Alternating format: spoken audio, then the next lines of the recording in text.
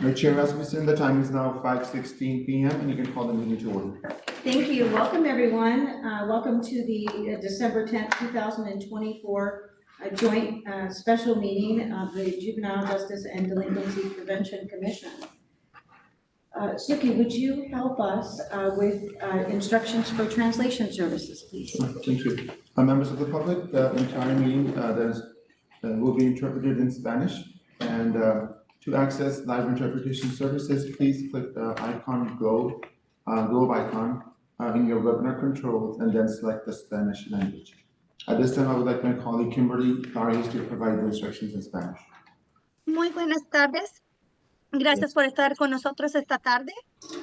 Para aquellos que desean tener interpretación al español, estaremos interpretando en vivo. Simplemente haga clic en la barra de iconos en la parte inferior de su pantalla.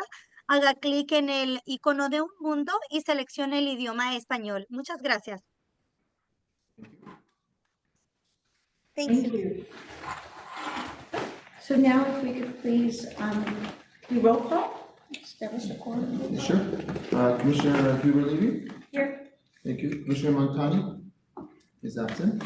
Commissioner Blanco is absent. Commissioner Bocanegra is absent. Commissioner Ginebra? Here. Thank you. Commissioner Amaya Nori is absent. Commissioner Satovich Nori? Here. Commissioner Swope? Here. Thank you. Commissioner Avila Hata? Here. Thank you. Commissioner Williams is absent. Commissioner Ali? Here. Thank you. And then Chair Rasmussen. Here. Thank you so much, Suki. I appreciate it. Okay, well, we have something very special on the agenda tonight, and that's why we have Judge Edizade with us this evening, which is a real special privilege. We have two longstanding members of the commission who will be leaving us. This is their last meeting, and that's Susan Swope and Safik Nori. And so, yeah, so we wanted to acknowledge your service and everything that you've done for the commission. And so Judge Edizade is going to help me. We have some special things we'd like to present. Susan and I ordered this beautiful award for you, and as luck would have it, it's Christmas time and it's arriving tomorrow. So I will bring that by your house, but we've made a placeholder in the meantime. And so I'll have Judge Edizade go ahead and leave this. Present that to you. Here we go. Where do you want to go, Susan? Okay. All right, Susan, this is a certificate of recognition awarded to Susan Swope in recognition of 15 years of distinguished service as a San Mateo County Juvenile Justice and Delinquency Prevention Commissioner. Your commitment to restorative justice, rooted in the belief that every individual is greater than the sum of their mistakes, and unwavering faith in the potential of every child, has inspired meaningful change in our community and made an immeasurable difference in the lives of countless children and families throughout San Mateo County. It's such an honor to be asked to present this to you. I've known you for probably all of those 15 years, and it's just such a pleasure to have worked with you all of this time. You have guided so many former chairs before we had Suki through all the parliamentarian rules for the commission, and I'm just so proud of you. And this is from the commission. Yes.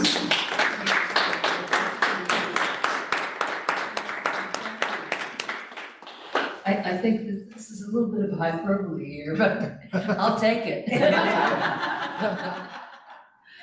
So thank you so much.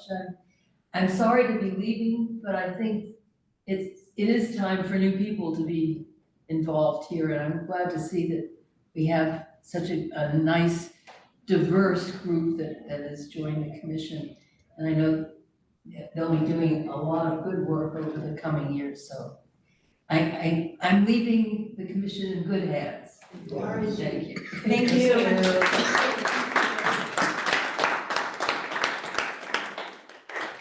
And then secondly, we'd like to recognize Commissioner Safik Nori. And Safik This award is in recognition in honor of your unwavering dedication and tireless advocacy for system-impacted youth and families in San Mateo County. Thank you so much. And here's the box. Thank you so much. You're welcome, and thank you, Your Honor, for helping Oh, me. it's my pleasure. Thank you for asking. Thank you. So Southwick is leaving us, Susan is leaving us because of term limits, and Southwick is leaving us because he's been selected to be the president of the Sequoia Union High School District. Congratulations. I thought you were just gonna take more time for yourself. Yeah, so thank you both so much for everything that you brought to the commission. Okay, next up on the agenda, before I go into, do either one of you want to say? Oh, I want to say, it's been, I think, a little more than 4 years since I joined. I joined I think 2019 actually, so right before COVID hit. And, even from the day I first showed up to a meeting as a youth commission liaison, I was blown away by how much dedication and care that people show in this room for kids, otherwise might not have people who would be strong voices of support for them. Like some of our other families in San Mateo County are lucky enough to be for their children. And, I think since then I've learned a lot about our local juvenile justice system. I've gotten a chance to go to the hall to observe court, to inspect facilities. I'm just really grateful to, have that chance to give back and also to see, what great work and passion that really exists in this commission. I think it's led us to a lot of good things, and I look forward to seeing how that work will continue. I think we're in a great hands with a really strong chair. I think none of this would have been possible without, so I'm very grateful for all the help that all of our commissioners have provided to me over the years, so thank you so much. Thank you. So we look forward to continue to work with you. Yes, thank you so much. Thank you so much. Okay, so now it's time for public comment for items that are not on the agenda. Thank you, Chair. And Commissioner Amanori joined the meeting. Yes, correct, at 5:19, yes, thank you. I do have the commissioners, Paul Bocanegra and Jennifer Blanco online. I just want to confirm that you're not using AB 2449 for any emergency meeting that you're participating remotely. I just want to confirm, if you could just let me know that you're just a member of the public joining, or if you're using one of the emergency rules to participate in the meeting. So Paul Bocanegra or Jennifer Blanco?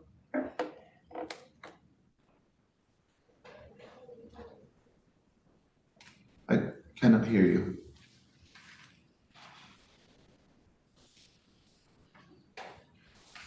Can you hear me? Yes, I can hear you. Can you- Paul, yes. Okay, good evening. So yes, I am on my way. I will be there in a few minutes. I'm just stuck in traffic. So I am not using this for the purposes of fulfilling my responsibility. I intend to be there in a few minutes in person. Okay, sounds good. Thank you. And Thank Jennifer you. Blanco, are you just participating as a member of the public?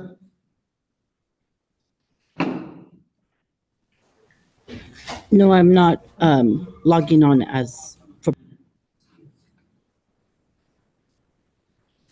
Okay, I'm sorry, you were cut off. I think you muted yourself.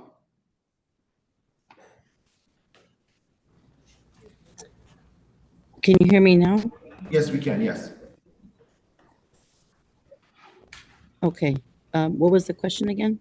Are you just participating as a member of the public, or are you using one of the AB 2449, either somebody's sick or you're sick? Yes, or I am. Yes. Okay, so and for the record, I want to make sure that you have to keep your video on at all times and your audio. Okay, you cannot turn that off. And also, do you have anybody in the Okay. room that is over the age of 18? Yeah, under? Yes. I'm sorry, yeah, under and over. No, Yes, it's sorry. 18 over. 18 over. 18 or over, yes. No? Okay, so just make sure your video is on, okay? So we do have now Jennifer Blanco present, and she'll be counted as a vote for her record. And as the chair stated, this is a special meeting, so public comment is limited to the items that are on the agenda. So no other public comment can be taken. So please do raise your hand now in Zoom if you're wishing to speak. Okay, I don't see any hand raised and none from this room, so back to you, Chair. Thank you so much. So now it's time to set the agenda. I'm going to make a motion that we move item 5, which is the vote to select officers for 2025 to our January meeting. I'll second that motion. Thank you so much. So if we could then vote with that modification to the agenda, to set the agenda, all those in favor, say aye. Aye. All those opposed? All those who wish to abstain? Okay. And since we have one person participating, Jennifer Blanco, could you just confirm your vote? Is it A? Aye. Yes, okay, thank you. Thank you. All right, next up on the agenda is the approval of the October 29 meeting minutes. May I have a motion to approve those? Motion to approve?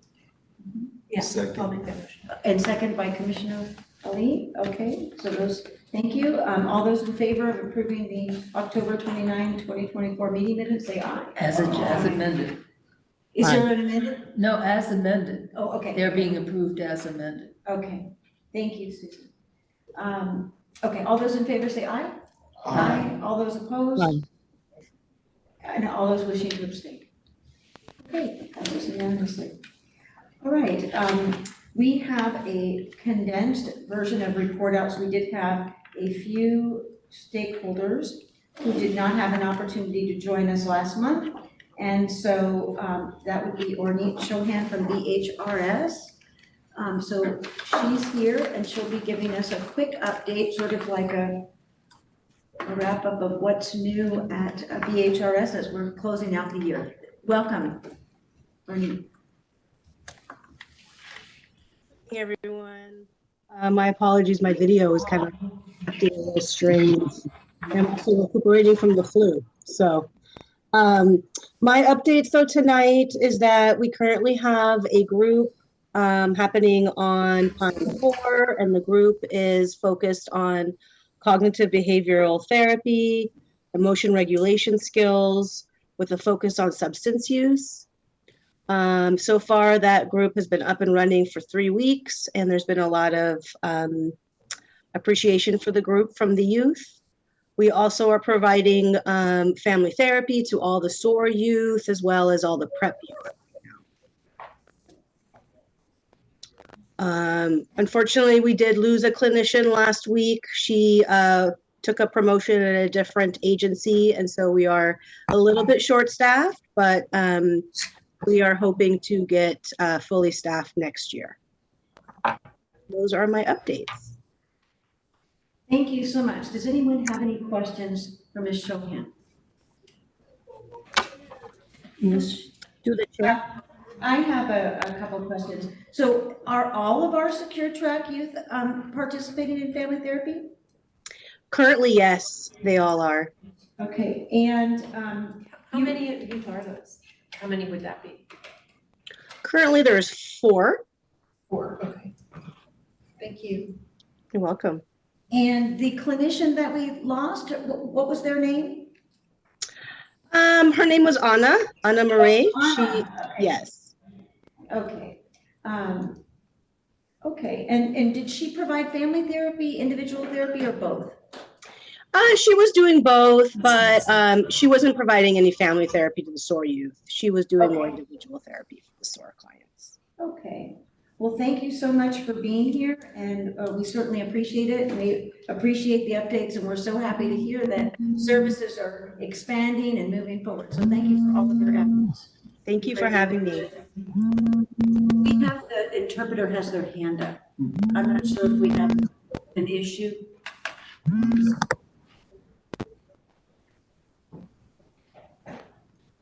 Interpreter, Zoe, do you have your hand raised? Did you wish to speak?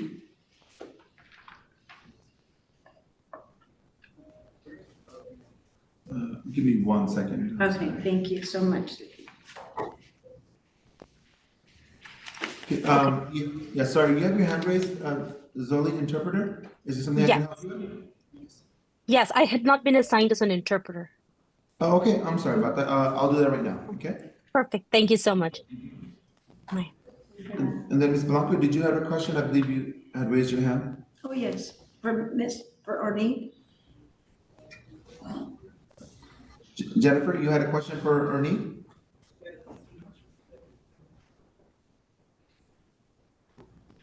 Oh, yes, I did. It was due to our education inspection report that we discussed at last month's meeting, and it was regarding their presence at the detention center regarding when students need to, when the situation arises and they get removed from the classroom regarding de-escalation. And that's a question we had. And from what we were told, sometimes there's someone there from BHRS and then sometimes they're not. So that was one of the questions I had for her at last month's meeting, but she's here now, so thank you. So I was wondering if you might be able to speak a little bit on that.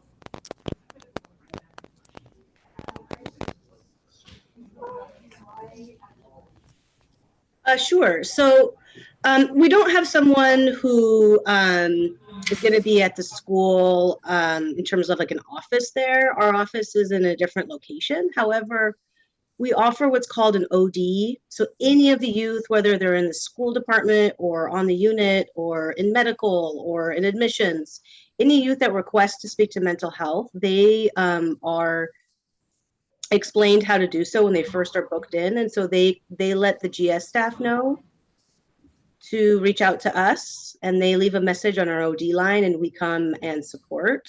We also have private confidential boxes where the youth can submit their own referrals. So anytime a youth needs to speak to us, we will come and meet with them.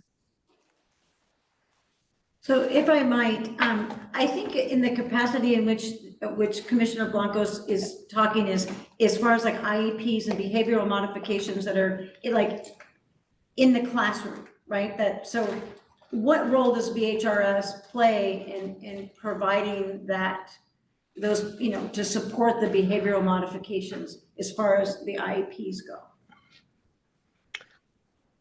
We just get calls when the youth or our staff thinks that the youth needs some support. We're not always aware of all the IEPs or their accommodations. Unless there's a clinician specifically working with that youth, that's not always something that we are aware of. Thank you so much. You're welcome. Commissioner Blanco, do you have any other questions?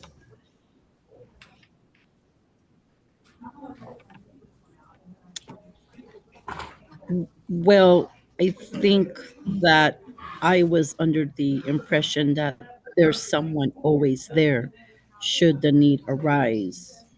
And my concern is we don't have someone there on site to be able to attend to our youth's needs at that moment in time.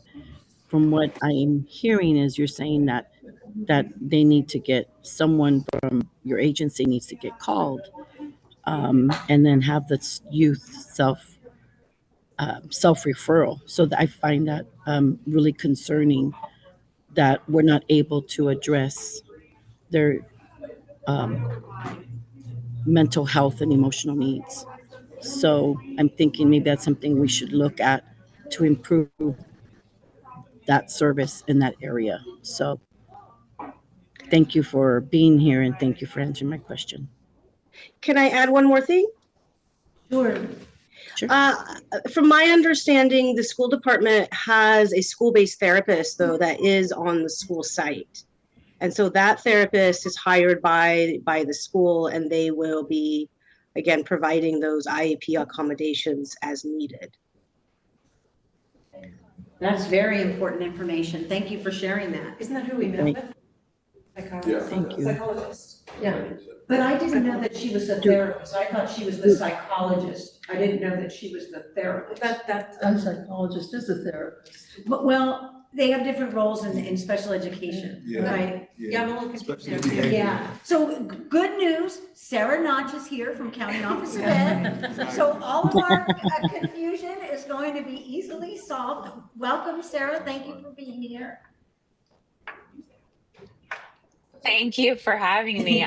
That's a tall order to be able to clear up everything. I I will save my partner update and just quickly address this. We do have a school psychologist on staff, and she is able to help support social emotional mental health needs, behavioral needs that come up, along with our other team members. And then in partnership with BHRS, many or most or all, I'm not certain of the number of our students receive mental health services specifically through BHRS. And so as far as giving direct therapeutic services, it's really not best practice to have two clinicians working simultaneously with the same student. So the supports that we provide from an educational perspective complement the supports that BHRS provides from a clinical perspective. So it's a partnership and a team approach. That's wonderful, but it sounds like Ornette doesn't know who who's in special education and who has an IEP. So if she doesn't know who they are, how much collaboration and teamwork can there be?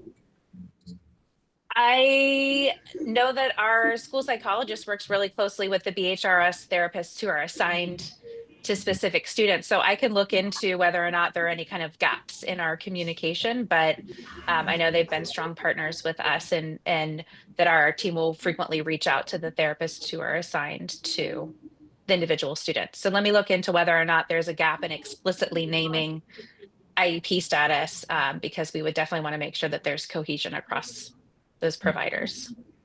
Thank you so much. That's really important. And just so we have the full picture then, how many clinicians from BHRS are working with the students right now? With the residents who are students? I don't think I would be able to answer that. Oh, I'm sorry, that would be for Ornette. Okay. Yes, thank you, Sarah. I'm sorry, can you clarify how many BHRS clinicians are working with only the school clients? Well, I guess how many clinicians are on staff to work with the residents at the hall? We currently have 4 clinicians. Okay, so 4 clinicians, and they cover the students and work collaboratively with the school psychologist when it comes to providing comprehensive support, but the school psychologist deals with the educational portion of the social emotional support, and the clinician deals with the non-educational part of it for any particular student. Correct. Yeah, okay, thank you. Thank you so much. Okay, Sarah, update. You have an update for us? I do just, no, really briefly, I have our culinary career technical education program has started at Hillcrest, and students are exploring future potential career options in high wage, high demand fields.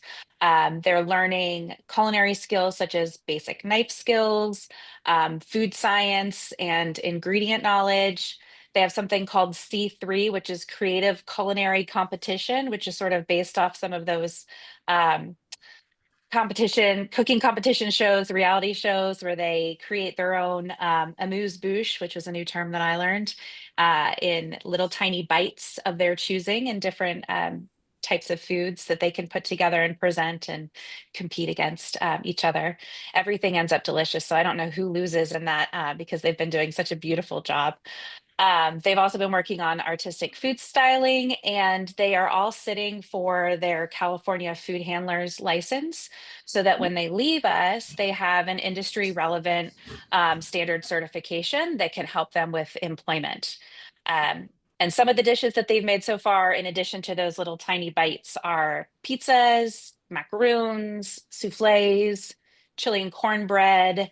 So they've been very busy over there, and it's been a wonderful tie into some of our science lessons with pH testing and acids and bases. So there's lots of academic tie-ins as well. So it's been a really, really lovely week and some change. That's wonderful. Questions for Sarah? Yes, Commissioner. Yeah, when we were down at the camp, they had young people who were working on food handling certificates. Mm-hmm. And from time to time, they would prepare a meal for all the residents of the camp. Is that likely or has that happened at the hall? Because that would certainly give them a break from the food they don't like. Yeah. Well, during this session, they are preparing and eating their own meals. So they get to, But do they um, share it with all the other students or residents? not yet. So that's definitely something to explore. That sounds, oh, yes. I think that kind of answered it, but secure track youth or youth who are not in high school, they don't get the CT instruction, I guess here, right? It's just the youth enrolled in high school. It would be primarily our youth, but there was some discussion about would we have extra spaces to take on other the secure track youth, and I do not know offhand how that landed. So definitely priority is given to the students in our programs, but it's possible that some others may be participating, but I'm not certain. Okay, got it. Thank you. And then oh, go ahead, Commissioner Ali. Yeah, I had a question about if there's any update on the status of the principal that was put on administrative leave. And then also, I think I heard something about that there was one of the facilities that didn't have a PE teacher. And I was just wondering, can we get an update on that? Don't have an update on the principal. While our PE teacher was out, we did have another one of our teachers providing PE instruction, but the PE teacher is back now, so we're all good there. Okay, thank you. Yes, good. I just wanted to get a little more information on the culinary program because that sounds really awesome. Yeah. So it's been running for about a week. What's the duration of it? Does it continue on over time or? So we do a 3-week kind of master class because if we do 3 full weeks, the students get enough instructional minutes to have 1 semester's worth of credit. And so it can be an elective credit, or depending on the courses that we're running, they could also count for English or science. And so it depends on kind of the curriculum and the way that it's presented, whether or not it meets enough standards to qualify. But it gives us some flexibility to award credits in areas that students really need for either recovery or accrual. And so we do just that for 3 weeks for the students who are participating in that. And how many students are participating? That's a good question. I think we started with 12 and then we had some movement. We had some students who were released and we had other students come in. So I would have to check and see but so where we are. A good cohort. Like that's yes. A strong cohort. Yes, yes. Any other questions about? My final question on that is, and will it be running on a consistent basis, like weeks throughout the year? Not every, so we're gonna run it twice. So we're running two of those at Hillcrest, this one now, and then one in the spring. And then go ahead. Oh, sorry, I thought I heard that wasn't me, sorry. Oh, sorry, I'm gonna interrupt. Commissioner Blanco, your audio, there's a lot of feedback, so I'm gonna mute you, but do not turn off your video. But if you wish to speak, just raise your hand and then unmute yourself, okay? So for now, I'm just gonna mute you. Thank you. Oh, she's got her hand up. You have a question, Commissioner Blanco? Okay. Yes, I'm so sorry. My question was for, hi, Sarah. Thank you so much for being here. My question is a follow-up question regarding ethnic studies for our youth. If you can give us an update, please. Yes. Our curriculum and instruction executive director, Gwen Lee, is supporting our schools in a pilot for curriculum adoption. So that's happening currently, and then will be presented, but it will include ethnic studies in the adoption. So they're going to be piloting. We've started piloting some things in the fall, and then they're going to do a second pilot in the spring, and then we'll present the findings to our board for final adoption. So we're piloting it next year, not this spring? This spring. So we're doing science and social studies adoptions this year. And so the patient care class that we ran in the fall was one part of the pilot, and then in the spring when they come back, so second semester, so January really, they're going to start piloting the additional curriculum that we could consider for adoption, and then that will be presented to our board late spring for full adoption, and then will be fully rolled out in the fall. So they'll be getting it in the spring, but it's a pilot for board adoption. Okay, so it's going to be piloted this spring. Mm-hmm. That's what you're saying, piloted. Yes. And then if that's the curriculum, do you know which ethnic studies curriculum it is? I don't offhand, no. Did you send that to us? Yeah, I can So I'm check into curious to that. see what, Yeah. so I'm wondering which organization is coming in to provide the ethnic studies for our It's not an students. outside organization. It's our internal SMCOE curriculum and instruction department that helps our districts with their adoptions as well. So we have the in-house experts that are pushing in to support our school programs. Okay, so we're piloting it, and then when do you expect for the pilot curriculum to be adopted by the Board of Ed? She already said. I don't think it's Do been you have agendized yet, like an but it would, estimated date? yeah, I would say probably late spring, so that we have to kind of backwards map from getting everything purchased and received and distributed and getting the training set up. So it's something that would probably logically be the late spring, but it hasn't been agendized yet, so I'm not sure of the exact date. So, right. So most likely adoptions usually happen about April or May. So, okay. That's All right, probably the cool. most likely. Thank you so much, Sarah. I really appreciate your comprehensive updates and your willingness to be with us at every meeting. Thank you so much. You're welcome. Have a great night. You too. Okay, moving on to our next agenda item is the 2023-2024 facility inspection for the county receiving home. So I will be giving a presentation on that. Let's see here.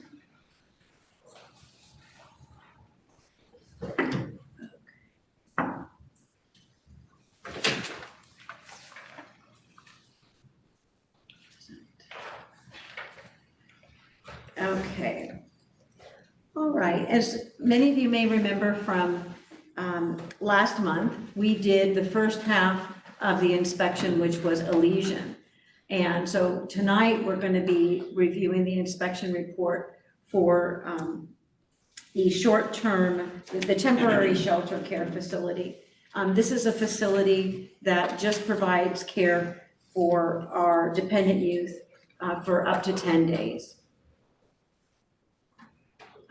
So the receiving home is also known as TSCF, the Temporary Shelter Care Facility. Oops, I see a big typo. Opened in 2009, reopened in 2024. There's 6 beds and it serves dependent youth ages 6 to 17, the maximum stay of 10 days. I was fortunate enough to be able to find a picture of when they were actually building the facility, which was kind of neat. Okay, it's a modern facility. It's home-like, very welcoming. It's clean, well-maintained. The staff is well-trained, dedicated, and the employee turnover is very low.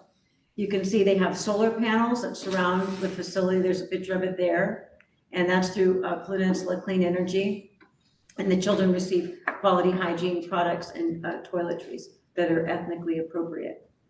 The goal of this facility is really to give children a temporary place to stay, a shelter, until they can find a more permanent placement.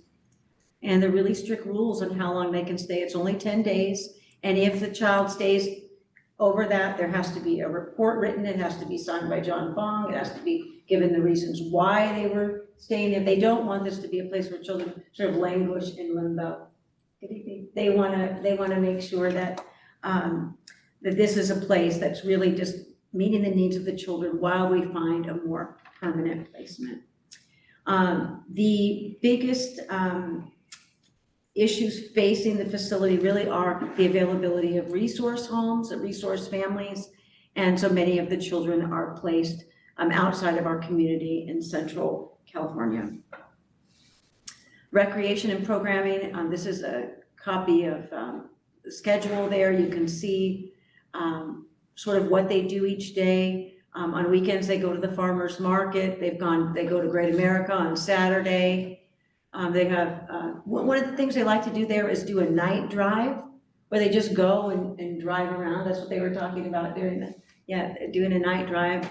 There's a boxing group. They have study time every night, a game night. So you can see they really have a packed schedule for being such a temporary place. They really want to make the most of the children's time there. And this was actually an August calendar, because you can see it started school. So you can see how it changed on there. So they also take the kids to the YMCA. All of the children receive a complimentary membership to the YMCA, so they take them there too as well. Okay, outdoor recreation. This picture really gives you an idea of both sides of the facility. You can see on the top side is the Elysian side with the recreational area, and then on the lower part, that is the receiving home. And as you can see, there's, as I mentioned last month, you can also see the solar panels. There's no shade. I mean, you could really see in this picture how much the shade is really needed in that spot. But they are just below the Youth Services Center on Tower Road, so there's a bunch of nature. They love to go on nature hikes and walks, and so it's a beautiful facility, and has lots of recreation space. It just needs. The recreation space is shared? I don't believe so, because when I went back and looked at the photographs, we were all there in one big time, and we saw it in different spaces, but it's like halfway through the house, it's really split in half. So you really can't go to either side. So it has to be, the logistics are. As I remember, there's a yard kind of like that, but smaller on the other Yeah, end. you can kind of see it. Yes. I see it now, yeah. I see what you mean. Yes, and there's a little area in the back that has the garden there.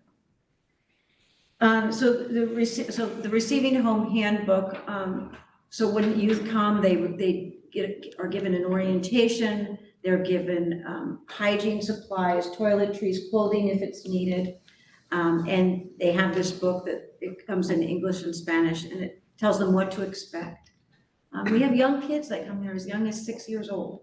So they have a much more difficult time reaching, the wider age group, right? 6 years old is much different than on the other side, where I think it's 11 or 12 on the other side. Yeah. Yeah, it wasn't as young. So you can see on that side that they have small toys and different things. So they really go out of their way to make them feel comfortable. We did notice that there was some language in the resident handbook that was not necessarily trauma informed. And there were some policies that we brought to their attention that could be more equitable. And to give you an idea of some of the language, for example, in the handbook, it says, if you need extra clothing, please let the counselors know and they will get you some spare clothing. So I think the use of the word spare sort of really magnifies the fact that there's not enough, or it's extra, or it's not equal to other things. So just by removing that word spare takes that whole negative content, that association with that. So those are the kind of suggestions that we were making. Another one was, if you lose something, let the counselors know immediately, and a reasonable effort to locate your property will be made.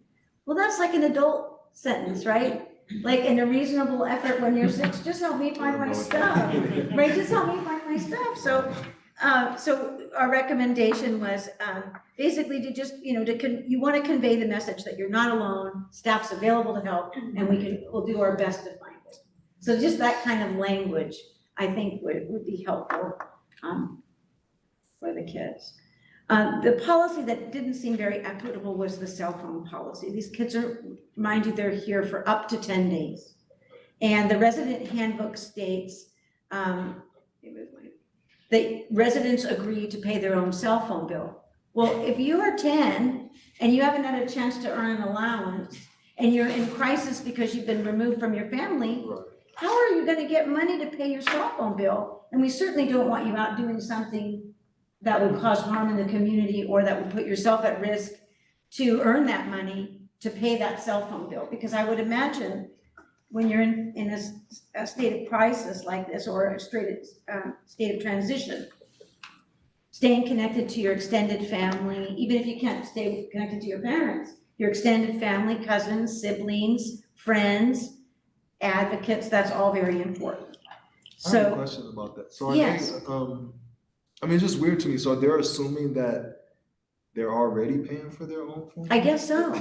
I guess so. So, I mean, does that Maybe it include wasn't thought out. if their parents are paying for this phone, can the parents continue to pay, or they're just saying that we're not gonna pay for your phone? Yeah, it just says, it's listed under resident agreements. Oh, okay. And the agreement is residents agree to pay your own cell phone. Got it, so that. And that's so confusing.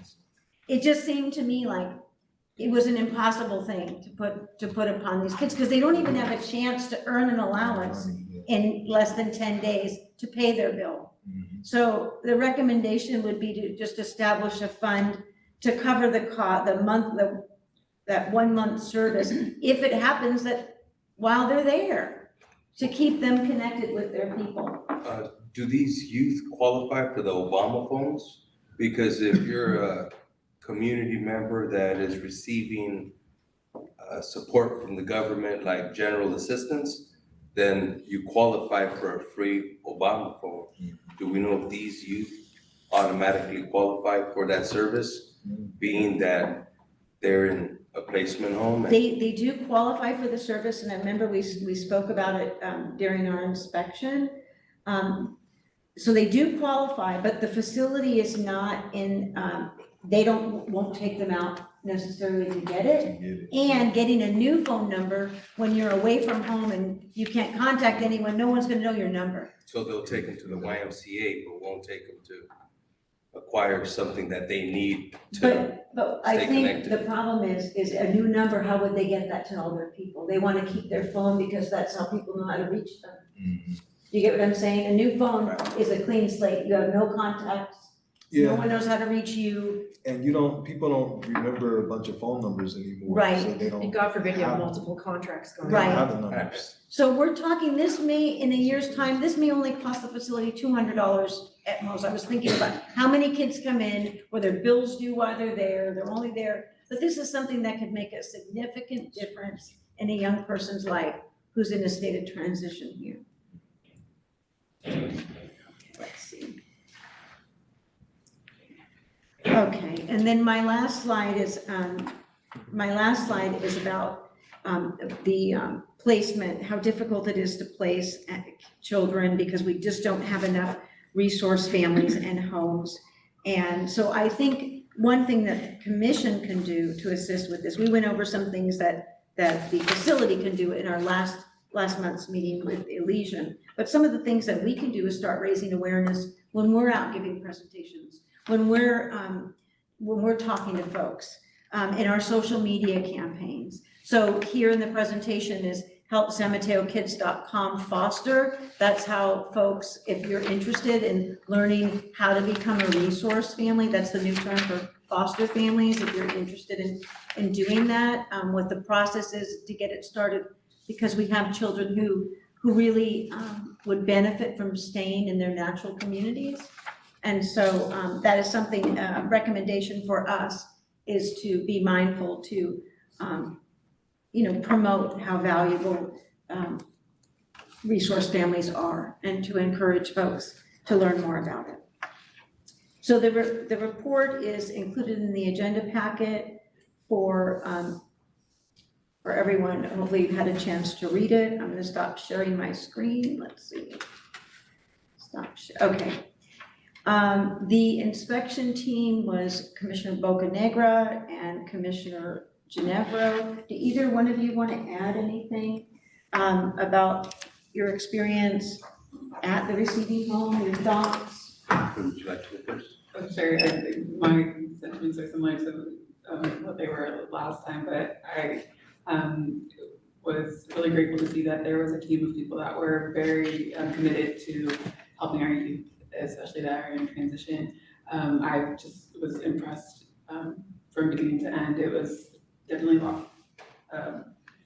probably a better experience than what I thought it would be for our youth from an outsider's perspective. And I do hope that our county can start to consider making some changes to the allowances for the resource families so that our kids can stay within our county once they transition out of receiving them. Thank you so much. Yeah, same as Jennifer and yourself. I think that I was very pleased to see the home-like environment that was set up for these youth, how they're welcomed. We walked in as if a youth were walking in and had the experience, right, to go up to either side. And I believe the staff there are doing an awesome job. And it would be awesome, everything that they showed us as far as the grocery shopping they do, what the kids get to pick for their snacks. The garden was awesome. Like I could see that therapeutic need for that. The shade was something that we heard from staff that was a problem, that some sort of cover would really allow them to be able to come out and spend more time without getting sunburned every time you're out there. But if we could duplicate the service so that we don't have to outsource our youth to homes outside of our county and invest. I think invest in our community resources so that these kids can stay in their natural environment. I think that, we just demonstrated right now by this inspection and this facility that we do have the capacity to be able to meet our kids where they're at. I just don't understand why we haven't. And so, I'd like to see this duplicated and used more broadly so that our youth can really take advantage of what San Mateo County has to offer. Again, we are a top county and these kids are missing out on that just because we don't have a broader service such as this here. Yeah, overall, I was very pleased with the environment that our county provides to these kids. And, it was very impressive, and the staff were very impressive as well. Yes, Commissioner. I just want a point of clarification as I was listening to you. So is the issue that we need more resources like this? Because I was hearing that the issue was the short-term nature of this is sufficient, but what we need is the longer-term placement, or is it both? Well, that is the challenge of this facility, because they only have 10 days to Right. find the next Yes. placement. And so in 10 days, you've got to, assess the child, get what their needs are, and then match, right? So it actually sort of bleeds over into this, because that is their challenge, that their goal is placement. And if there's not resource homes to place them locally, they have to go. And that was your point, Whitney, that increasing the funds for the resource families could potentially provide more of a positive environment to have more resource families, encourage more resource families. In our county. In our county. Yeah, because a lot of them have to move out of county. Right. Because I forgot my notebook, but I can remember the amount that it was that the resource families get per month, but I think it was somewhere between 900 and 1,000, was it? Yeah, I think they averaged on 1,000 to 1,200. Oh, okay. And so in San Mateo County, I believe that you can't even buy an iPhone for that much, let alone support a youth. And so we have to be reasonable here and really take a look at how can we keep our kids home, right? If these were one of our children, how far would you go to keep them home? And if we can harness that same attitude toward community youth, I think we could do a lot more. And just an additional comment also, Karen, in connection with that, my conversation with John Fong, he said that in this county, they really do prefer to place the children with a home. They much rather prefer a home environment for the youth, so. Like a family. Yes.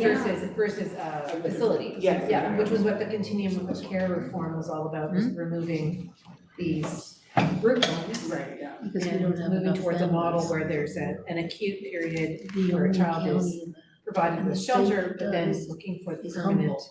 family placement. Mm. But At least the that's the crunch case is when that I last looked. there aren't enough resource families in our county. Right. So now these kids are being properly cared for in a very short time, but there's no kind of medium time to provide for perhaps more time to find something in county, and they're being sent out of county. And one of the things that we found while we were there was that one young person had actually left and gone to a place far away, and it wasn't a good place for them, and they came back. So we were lucky that they had a place to come back, but we were sad that they went to a place that wasn't. And they only have 10 days again. Right. It's the 10-day clock. Right, and so, yeah.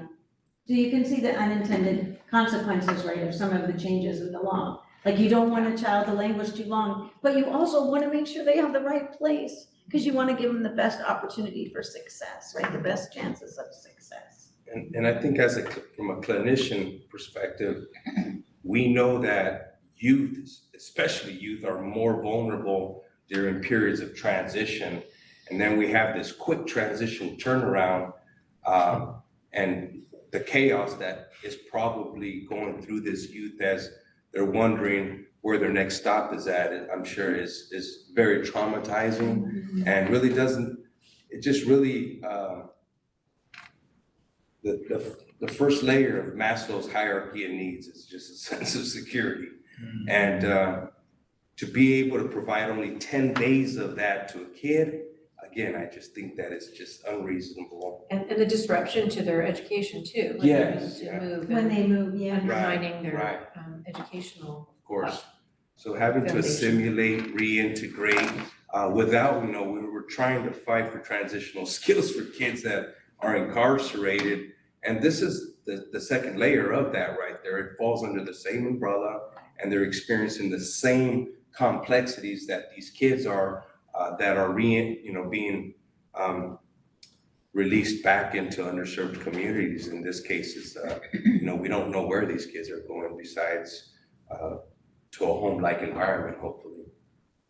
So I think there's a lot of things we can't control. We can't control the high cost of housing, right? We can't control the high cost of what it is to live here. But what we can control is what we do and how we advocate. And may it be when we meet with elected officials, or when we just talk with our neighbors, or our folks at church, whatever it is, that's where we can make a difference. How can we extend that? How can we advocate to extend that 10 days? Well, that would be a legislative, that would have to be our lawmakers would have to change that, I believe. Is that correct, Your Honor? I'm not sure. Okay. I don't know. Yeah. Where's our legal people that come to our meetings? The Youth Alliance? Oh, they were not available tonight. Okay. I mean, I think that's somewhere we can start. I personally would like, that 10 days is not enough. You're just barely getting to know the student or the youth. And I feel like it has something to do also with licensing for some reason, that licensing had to approve it, or they had. I think it all is rooted in the continuum of care. Right. Many counties are concerned about this and have acute issues in terms of not being able to serve, especially youth who are high need and have complex emotional or psychological issues, that it's very difficult, even when they find placement, for the families, the resource families, to be successful in. The continuum of care just doesn't work. Yeah. It's an ideal that doesn't work. And it was in response to some terrible issues with group homes. Yeah, but in the material that talks about the problem, they never actually define what is a group home.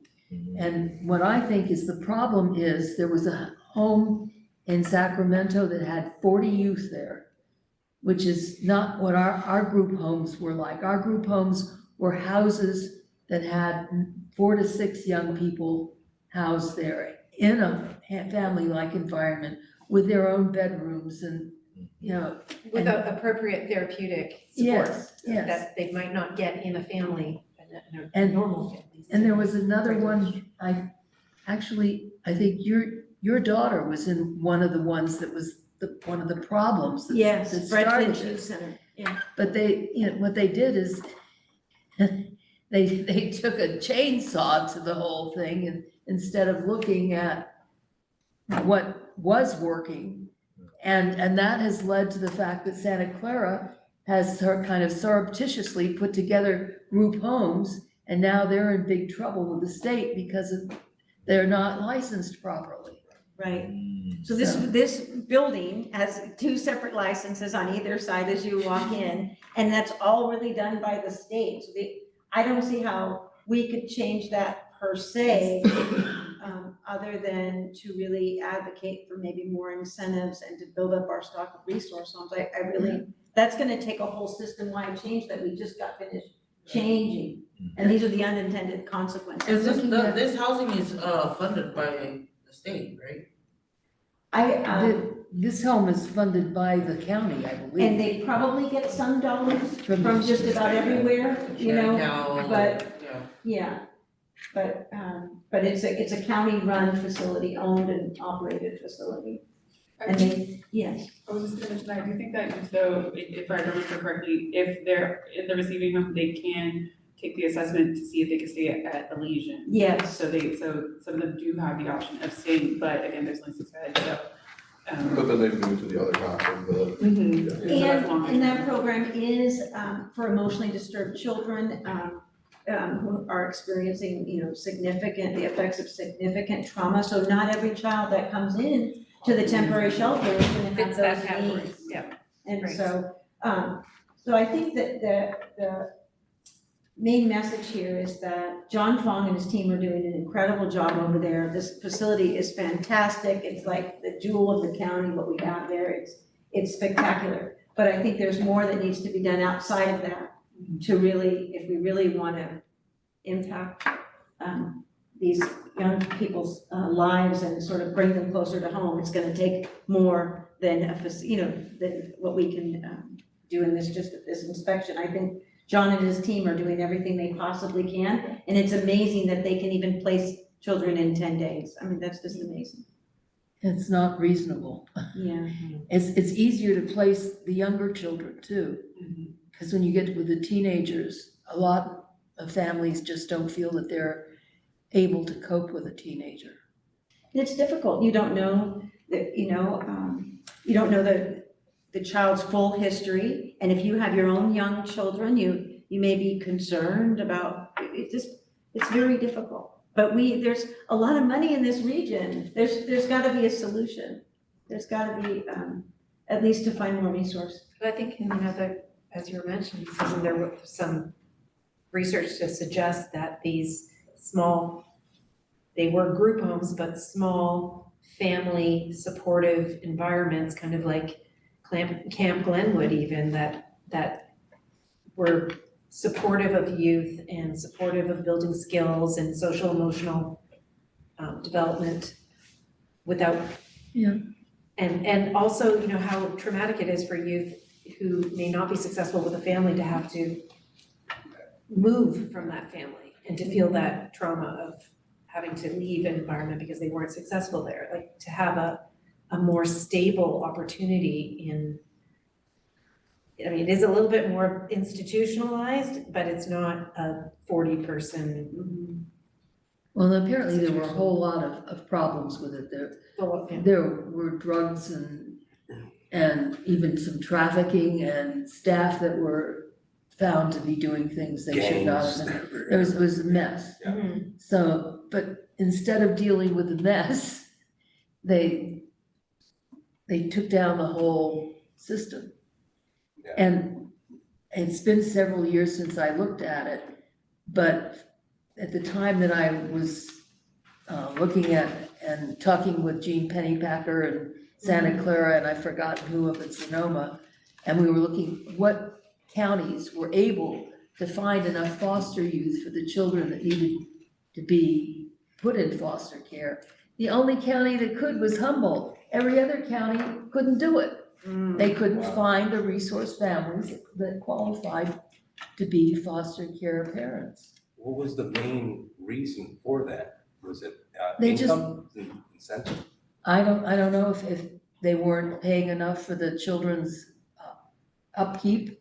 But I guess that's one factor, but you hate to be motivating people economically to do it, like that's, I mean, it should be But it should appropriate. cover the cost It of should what the definitely child cost, needs. for sure. So when the child comes and needs clothing and needs whatever they need. Right. Right, and hopefully the resource family would really, make sure that all their needs are met, and they're gonna have a lot, and that costs money. Right, all that costs They money. could develop some living systems, just like these living children that are in the system, where every time a kid is moved into a county or is raised in a county, according to that county's Like what it costs to raise a household, child, is that what you're saying? household income that is maybe the minimum in that county, it would be a lot more than $1,200. I have a friend who's adopted her daughter at an EPA, and she receives, I want to say $1,200 a month for her. And I met this little girl, beautiful little girl, and I looked at the sister Fiani and I asked her, like, how do you support a child with $1,200 a month? And she said, you don't. That's why I'm working extra jobs. And but it was important for her to save this little girl's life from being pushed into that system, deeper into the system. And again, that shouldn't be the community. We sacrifice enough. We pay into every system that is operational today.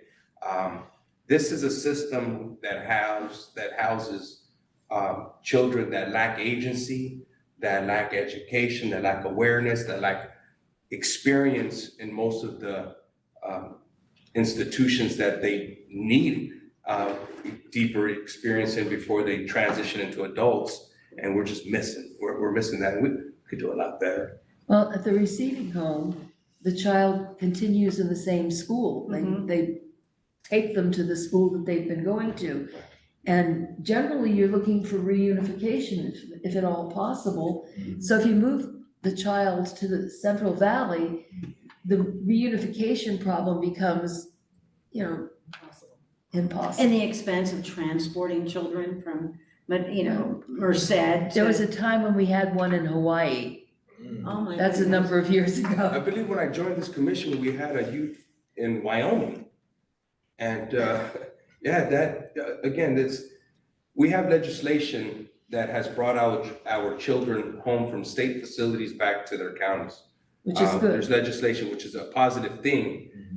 Why we don't extend that to these youth is beyond me. Like you have this ability to see how this can improve the family network and the youth, improve their future, but we stop short. So these kids that are in these institutions can receive that extra care that they're raised in their natural environment, but these other children who have done absolutely nothing wrong besides be born to the conditions and circumstances that they were born into, we stop short of that.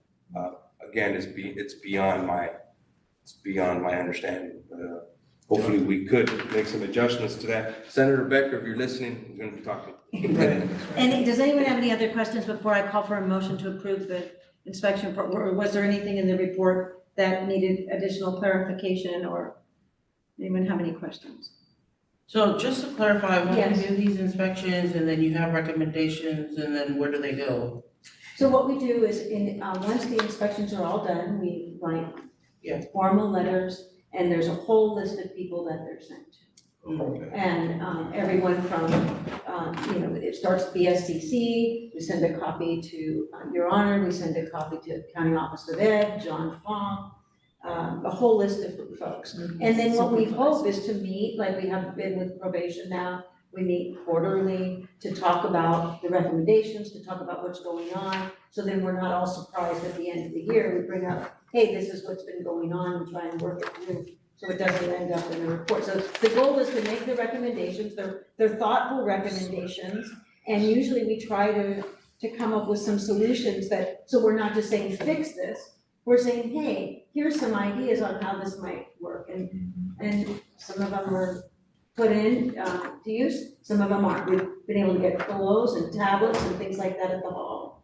But then there's other things like a therapeutically designed mental health space we haven't been able to. but we don't give up, we keep trying. Well, they have that at the hall now, don't they? I was there when they Yeah, they opened have the it. room. But it hasn't been utilized, so the room is Yeah. open, but it's not utilized. But we'll talk about all that during the juvenile inspection. We'll get a DA referral before they get to use that room. So, do I have a motion to approve the receiving home I'll make inspection? a motion to approve the receiving. I'll second. Okay, thank Inspection you. report. All those in favor? Aye. Oh, I apologize. I thought no Aye. public comment. Oh, okay, I apologize. Yes. Public comment, just for this, item number, 6A. Please, raise your hand in Zoom now. Okay, no hands are raised. The motion was made and seconded and, All those in favor of approving the 2023-2024 San Mateo County Receiving Home Inspection Report, say aye. Aye. Aye. All those opposed? Ms. Blanco, what was your vote? Nay or yay? Oh, it was I. Thank you. And all those wishing to abstain? Okay, next item is just an update on the Elysian inspection report. Commissioner Swope pointed out that there was some conflicts in the rules. One said you gotta get permission to go into someone else's room, and the other one said you can never go in the room. So I spoke with Ms. Salazar, who's like the Milu specialist over there, Milu, how do you say it, Milu? Specialist, and so she said, thank you for bringing that to our attention. So Susan, once again, you came through and found that mistake on that, and so they're changing it. Youth are never allowed in other use rooms. And if siblings come in together, they do have the space to put them together, but they do not, they're not allowed in each other's rooms. And then as far as the allowance clarification on that, the base allowance is $2 and they can earn up to $20, and it is according to the colored system that's outlined in the Elysian resident handbook. They can, if they do extra chores, they can earn gift cards in increments of $5. So those were the clarifying factors, and those have been added to the Elysian report. So next up on the agenda is announcements. We have been offered a space at County Center to hold our meetings next year in Redwood City. And Suki tells me that they're probably going to be in the Manzanita room. And I will be sure to let you know as soon as I have that information. And for those of you who are watching on YouTube or watching online, please look for that new meeting location on the agenda packet next month, because we will be meeting in a different place. I have a question about. Yes. Is there a metal detector when we go in there, or are we gonna have to? I believe there is. The building is so smart. When I went to go pick something up, that you check in at the there's like an information lock desk. You check in, and then they ask you where you're going, and then they tell you which elevator, and the elevator's programmed to go to that floor, so you can't go anywhere else. Okay. So it's very, very smart. And I believe when there are public meetings, I think there will be security. So yeah, you will need to go through the security anyways. So just. Yeah. But I think for the Manzanita Hall, it is on the outside, so you might not need to, because it's open to the public, but we'll give you more information at the time. Okay, so It's just. on the first floor? Yes, exactly. Okay, and then, so does anyone else have any announcements that they'd like to share? That's starting in January? Yes, at our January meeting, January 28th. I had a question that I think you probably can answer. Okay. You know about the McKinley High School student who was arrested, no? I have only heard briefly, I don't know much about it. Because I was just wondering if his name was released by our DA. I have not seen it in the press notes. Was Well, that that's regarding the encouraging. stabbing? Huh? Was it a stabbing? This was a child who apparently did a strong arm robbery at McKinley and was also involved with another youth in a shooting. Yeah, that was a middle schooler. That was at McKinley Tech, which is 6th to 8th grade. And Well, Nadia's camera's just come on, so so I don't that, know if I know Nadia that he was taken to the Youth Services Center But I figured you would have met him by now. Oh, no, I haven't, I haven't. Oh, Nadia, did you? I didn't know if there was a question about the confidentiality of the case. I did get an inquiry about that case, but it is a confidential, non-public hearing, so no information has been provided to the public about it. Oh, good. I'm happy to hear that. Yes, that's wonderful. Any other announcements? Yes. I have an announcement just because I just checked my email and I saw that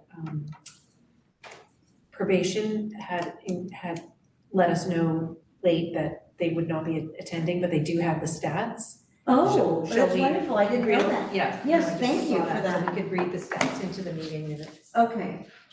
Yeah, so this is from Ms. Cullen, who said unfortunately she and Sanam would not be able to make tonight's meeting, but they wanted to make sure that we have the stats that they typically report out on. So for juvenile, the court diversion number is 184 youth, in supervision 187, for total clients of 371. In juvenile institutions, the YSC youth services population is 24, and that is 23 male and 1 female. 2 of those are out of county, 1 from Sacramento County, and 1 from Santa Clara County. As far as youth on electronic monitoring program, 10 male and 1 female for a total of 11. That's it. Thank you So so can much. you send those to me? Yes, I will. Thank you so much for checking your email. Yeah, I typically don't, Yeah, but that was a good check. Thank you so much. And for the record, Commissioner Jennifer Blanco left the meeting at 6:20. Oh, okay, thank you. The next item up is matters of commission interest, and I wanted to let everyone know that potential prospective Commissioner Nicholas Clemmer was approved by the Board of Supervisors today, and Commissioners Ginevro and Williams were reappointed by the Board of Supervisors today. So that means that we will be having all Commissioners Williams, Ginevro, and Clemmer will take the oath of office, the pre-oath, at next month's meeting. I want to thank everybody who's participated thus far in the holiday drive for the juvenile hall gift bags. I think almost everything on the wish list on Amazon has been purchased and delivered, so thank you so much for all of your generosity. Joanna, did you get the conditioner yet?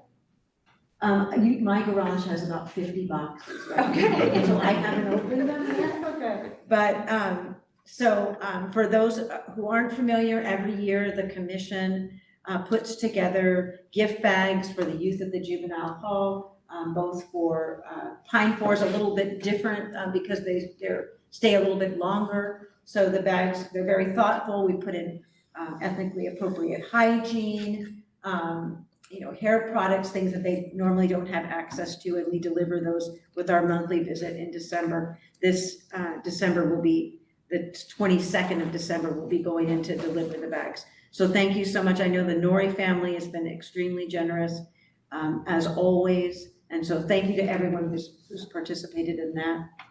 I am hopeful that we will have the juvenile hall, secure track, and camp inspection reports at our next meeting. But I must say that I am very disappointed that we have been unable at this late stage to get all of the information that we need. Routine data that we always request, we put in July, and it's been trickling in, and we still don't have it all, which is really unprecedented, really. 5 months is a long time. So I'm hopeful, but that's where we stand with that.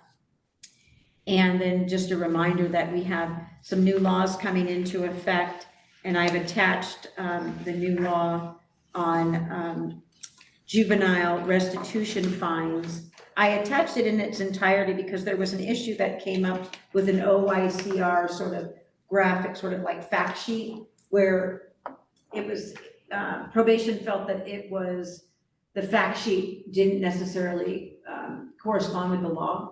So I wanted to include the text of the law as a certified copy in the agenda packet so people could read it and have a full understanding of what it was about.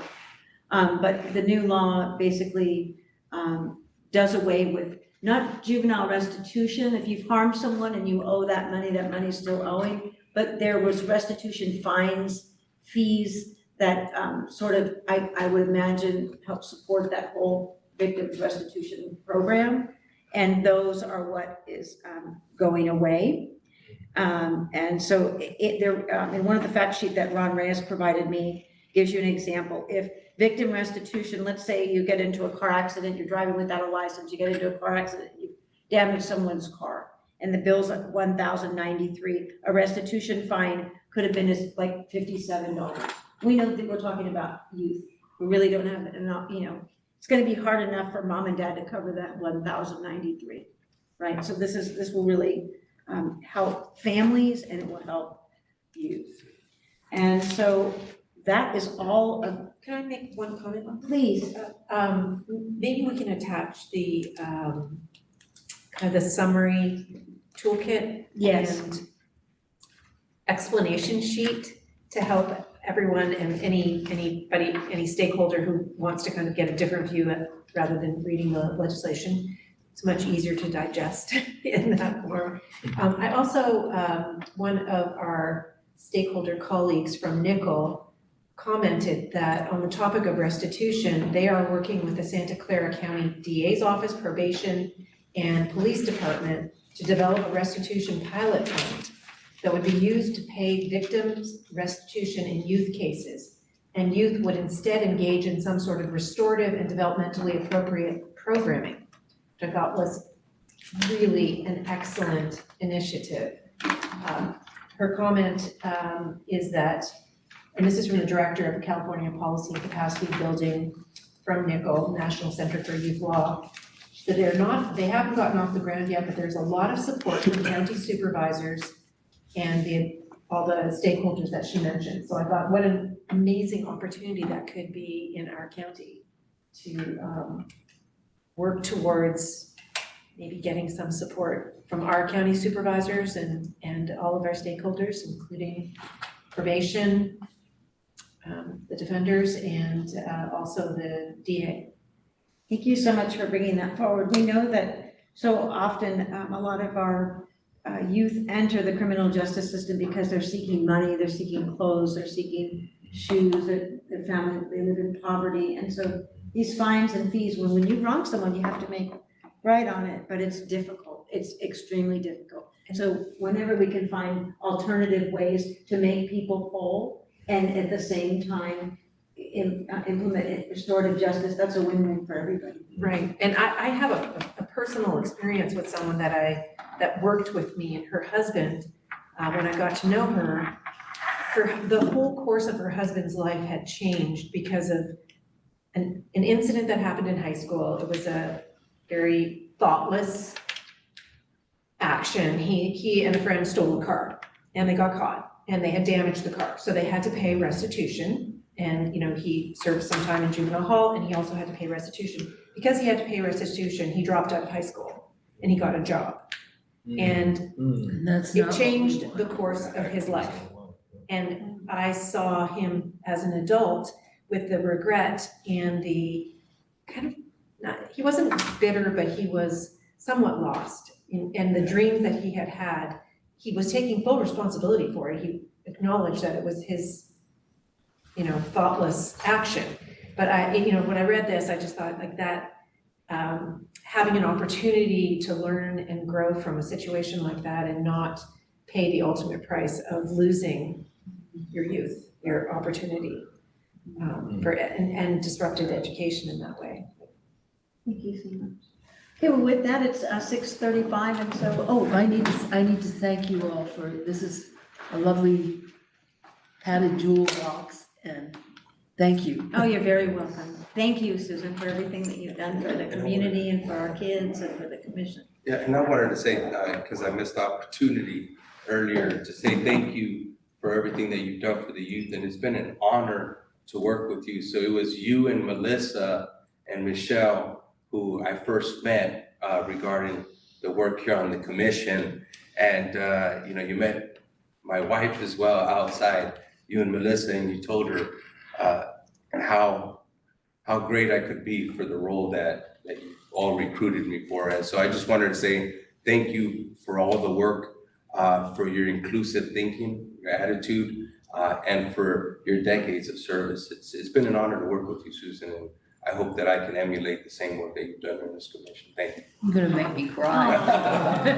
Sorry, that's not right. Happy holidays. So with that, it's 6:36 and the meeting is adjourned. Thank you all. Thank you so much.